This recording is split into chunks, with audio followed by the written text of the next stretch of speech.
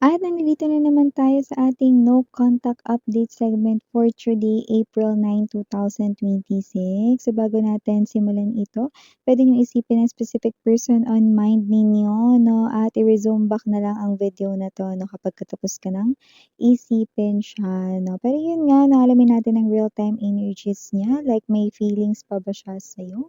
Naiisip ka pa ba niya or may plano ba siyang kahit na ano na related sa inyong dalawa or kahit na ano lang 'no, na meron ngayon sa araw na ito para sa kanya. Yes, you heard it right na when we say real-time energies, energies niya po today at hindi yesterday or tomorrow 'no, kundi ngayon, ngayong araw na ito. So let me see. Archangel Michael, thank you so much. Angel guides, can we get messages right here? For this person na kumo-connect kay collective. May feelings pa ba itong person na 'to kay collective? Naiisip pa ba niya si collective? May plano ba siya kahit na ano related kay collective?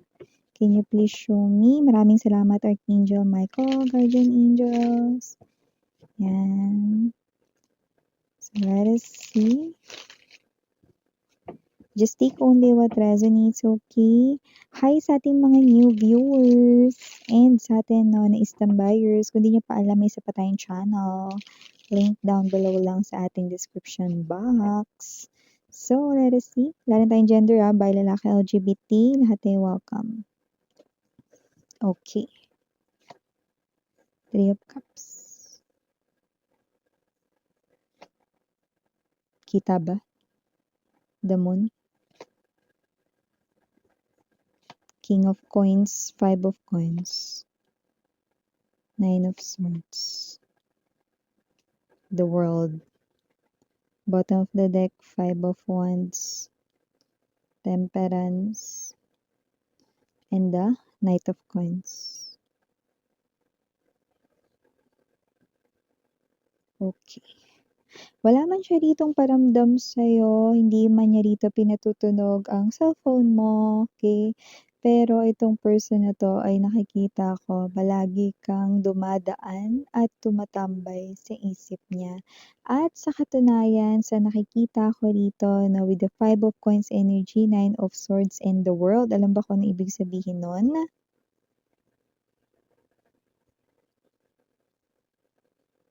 Sinisisi niya ang kanyang sarili sa pagkawala mo.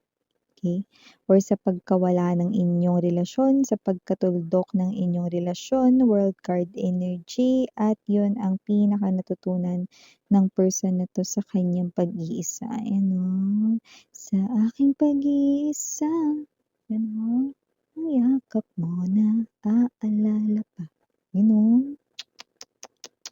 Haplos ng iyong kamay.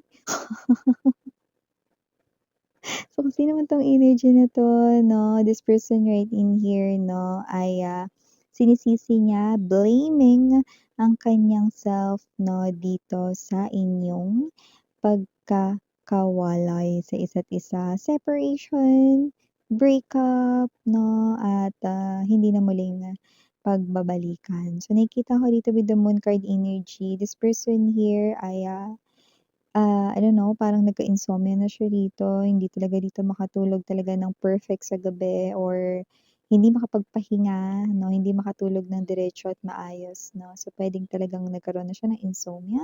So, iba naman rito 'no, ay looking forward 'no, for reconciliation pero dahil nakatalikod ito ay bagay na puwedeng, lumalabas na isang pangarap na lang or mananatiling pangarap na lang 'no. So, talagang marami sa inyo that with the world card energy, parang ayaw niya na siguro talaga makipagbalikan sa kanya. So, puwedeng minsan na rin itong gumawa ng paraan kasi nakakita tayo rito ng iba sa kanila gumawa ng actions, pero parang hindi ka dun na-satisfied or hindi pasado for you 'no, kung ano man yung pinakita nila doon sa inyo 'no, na pagbabago. Okay, or yung iba naman puwedeng, o sige may pagbabago nga pero ang problema ikaw naman. Hindi mo naman magawa na magtiwala sa kanya ulit 'no or baka, lost in love 'no, wala na yung pagmamahal mo rin sa kanya, okey? So, kung sino 'tong energy na 'to lumalabas din dito 'no, collective, that whoever this energy is, this person here, no, ay quietly waiting for you, silently waiting for you. Knight of Pentacles energy, this person here, no, ay feeling lost dito, no? Sa kanya ditong emotions right now. So, tangay na tangay talaga siya, no? Nai-intimidate siya sa sarili niyang emotions and feelings, no? This person here, masasabi ko na, yeah, kahanga-hanga na may mga times na talagang alam mo yung gusto niya rito tingnan yung picture mo, gusto ko niyang i-search online, pero kahanga-hanga kasi nagagawa at naitatawid niya yun, yan o. So, mga ilang araw lang naman, pero babalik rin siya ulit. Sa pagtingin-tingin sa picture mo, na mga ilang araw kaya niyang pigilan, no? Or tiisin na wag kang tingnan sa mga picture or larawan mo. Okay? Yung iba, nakita ko dito tinanggal nila kayo bilang wallpaper, no? Pero binalik rin nila. Ay go. Kaya kasi naman 'tong energy na 'to nakita ko talaga dito na struggle is real sa kanyang energy, 'no. Pero ang maganda kasi dati ang nangyari rito maaaring ikaw yung sinisisi niya kung ba't nagkaganito yung koneksyon ninyo. Ang kagandahan nakikita niya na ngayon yung mali niya, kaya alam niya na kung sino yung dapat na i-blame or sisihin. Kaya kung sino man 'tong energy na 'to, I do see that this person right in here 'no ay someone na nakikita natin 'no, na talagang labis yung kanya ritong pagsisisi, yan. Ewan ko, yung iba kasi dito may lumabas na parang third party. So, parang hindi naging maganda ang pagsasama nila ng third party. So, nakita ko nagtapos din sila or kung hindi pa sila nagtatapos malapit na. Yes, and now the end is near at kailangan na nilang i-face ang final curtain, 'di ba? So, sino man 'tong energy ni ito, nakita natin dito, 'no, na good luck talaga kasi nakita ko talaga dito na, finally, 'no, ito ay klase ng energy na napagtatanto niya na, okey? So, nakita ko rin dito, 'no, na ngayon medyo parang may kinakausap siya, baka one of his or her closest friend, 'no, na nagagawa niyang mag-open up about sa'yo, okey? Kung sino man yung friend niya na yun, 'no, nakakapagbigay yun ng matinong advice 'no, sa kanya. So, nakikita ko 'no, na nagiging honest din naman yung friend niya na yun sa kanya 'no, kung ano rin yung nabu-view or tingin nung kaibigan na yun, kakilala mo rin yun. So, kilala rin at naabutan na rin 'no, ng friend na yun 'no, yung inyong relationship. So, parang alam niya yung buong story at nagbibigay naman ng honest opinion yung friend niya na yun 'no, na yeah, friend niya yun na puwede naging friend mo nung kayo pa ng person na ito 'no. So, nakita ko naman 'no, na nagbibigay ng matino at, very honest opinion yung tao na yun 'no, na nakakapagpasakit ng damdamin nitong person mo, but at the same time, nare-realize niya yung mga faults and mistakes niya 'no, mga bagay na nakakatulong para magbago siya bilang better version ng kanyang self at matulungan ang kanyang, sarili 'no, na mag-move forward sa kanyang journey sa life. However, this person here nagiging mabagal with the Knight of Pentacles energy itong pagmo-move on from you. Kasi nga, ito yung bagay na ayaw naman talaga niyang gawin. So, ngayong araw na 'to, nakita ko rito 'no, na puwedeng nakaharap siya sa mga kailangan niyang trabahuhin, tapusin at gawin, pero wala ang focus niya doon, 'yan 'no. So, nakikita ko rin dito mga babes 'no, na itong person na ito with this Five of Pentacles energy, possible na wala siya masyado ngayong mga pinagkakausap-usap, okey? Kasi wala siya sa mood, 'yan. And also nakita ko din dito that with the Five of Wands 'no, may tendency din na once na parang may isang magkamali lang talaga na kumausap sa kanya ay puwede rin na pagbabalingan niya rito ng kanyang inis, 'yan. Kasi nga naiinis siya sa kanyang sarili 'no, kung bakit hindi niya rito nagawang i-save kundi sirain pa kamo ang relationship ninyo dati 'no. Isipin mo 'no, yung nanira ng relationship ninyo gusto niyang ayusin ngayon. Pero gano'n pa man, so nakita ko dito etong person na 'to, totoo talaga yung struggle na nararamdaman niya. Medyo nahihirapan siya ritong i-balanse ang kanyang emosyon ngayon, Okay, so hindi ko alam. Ay, yung iba, itong araw ba na ito special sa inyo? Di ko alam birthday niyo ba ito, birthday niya, o dati niyo 'tong anniversary or monthsary. Basta may iba sa araw na ito kumpara sa mga ibang araw, may sinasabi siyang gano'n. Okay, so whatever the case may be, just take only what resonates. That might be something na hindi mag-resonate para sa lahat, pero baka clue for someone 'no, na tinutukoy dito if this is your person.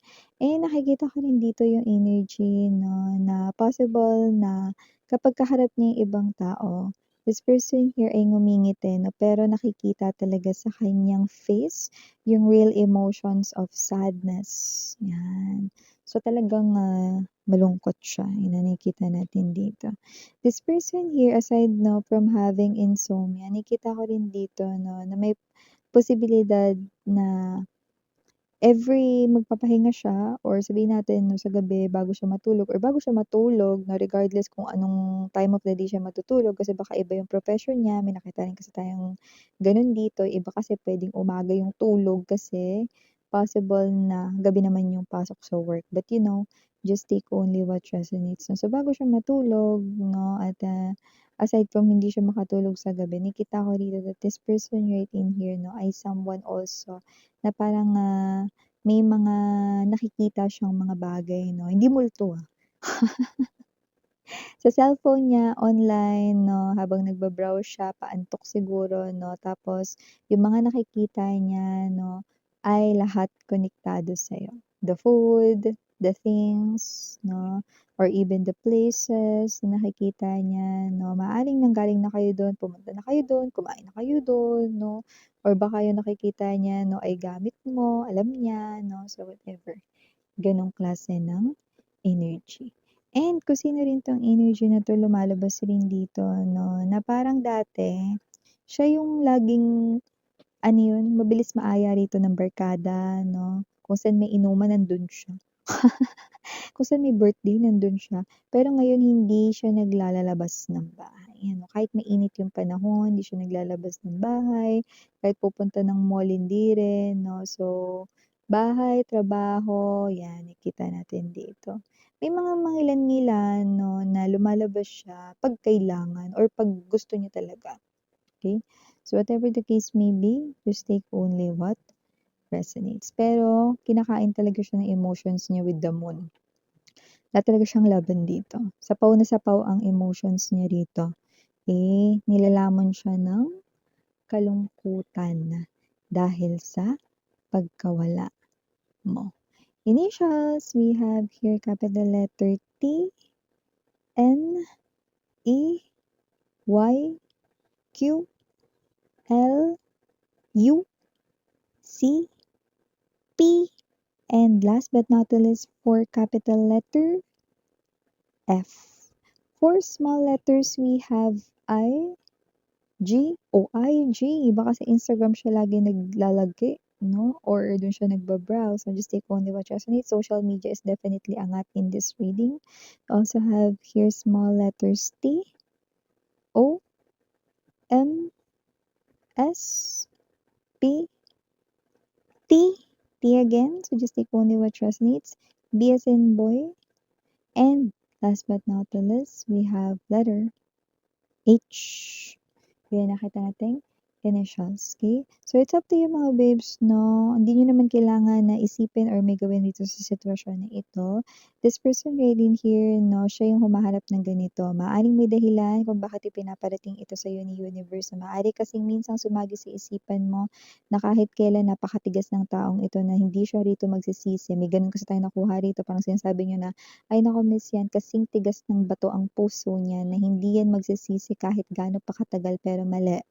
Nakikita ko dito na itong tao na 'to ay sinisisi niya ang kanyang sarili ngayon kung ba't ka nawala sa buhay niya. So, ito yung mga mensaheng nakuha natin para sa atin rito 'no, na no contact situation for April 9, 2026. Okay, so again, I'm Juliana Ani for the girls and Yana Duna for the boys. Sarang Yellow and Light. Annyeong.